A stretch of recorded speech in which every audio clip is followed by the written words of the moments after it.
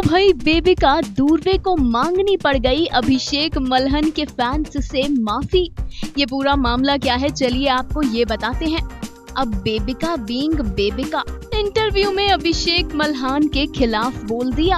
अभिषेक के खिलाफ बोला भी झूठ, या फिर यूं कहें कि गलत जानकारी दे दी।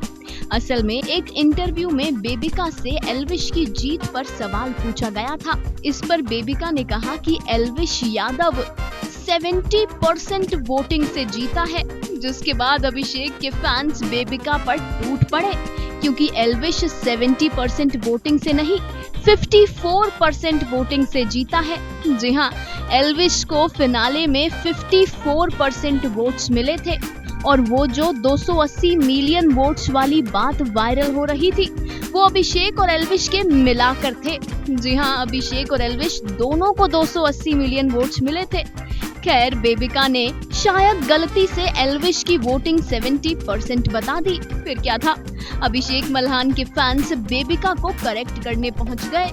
इतना ही नहीं, एल्विश और अभिषेक की दोस्ती पर बेबिका ने ये कह दिया कि किसी मजबूत फैन बेस वाले से भिड़ने के लिए जिगरा चाहिए होता है।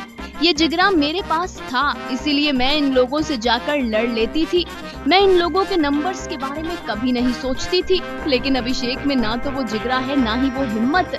अभिषेक को लगा कि एल्विश के साथ भाईचारा बनाकर रखना ही बेहतर है, इसीलिए अभिषेक ने एल्विश यादव से घर के अंदर दोस्ती बनाकर रखी।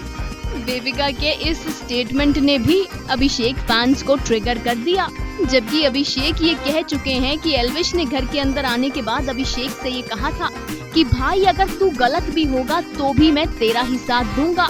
अभिषेक ने कहा था कि बताओ ऐसे इंसान से कोई कैसे लड़ सकता है जो हर हाल में आपका साथ देने की बात कर रहा है। वेल, बेबिका इसे दोस्ती कहते हैं, और दोस्ती करने के लिए जिगरा चाहिए होता है, जो अभिषेक के पास है। वो क्या है ना, दोस्ती निभानी भी तो पड़ती है। खैर, जब अभिषेक फैंस ने बेबिका को उनके इन दोनों स्टेटमेंट के लिए ट्रोल करना शुरू किया, तो बेबिका ने फौरन पांडा गैंग यानी कि अभिषेक के फैंस से माफी मांग ली। बेबिका ने एक पोस्ट किया जिसमें बिग बॉस OTT कंटेस्टेंट ने लिखा, मेरे मन में बहुत सारी इज्जत है अभिषेक और उसकी जर्नी के लिए, स्पेशली पांडा गैंग के लिए। पांडा गैंग को मैं बेहद प्यार और एडमायर करती हूँ। मैं बस इतना ही कहूंगी कि एक दूसरे को जज ना करके प्यार फैलाएं।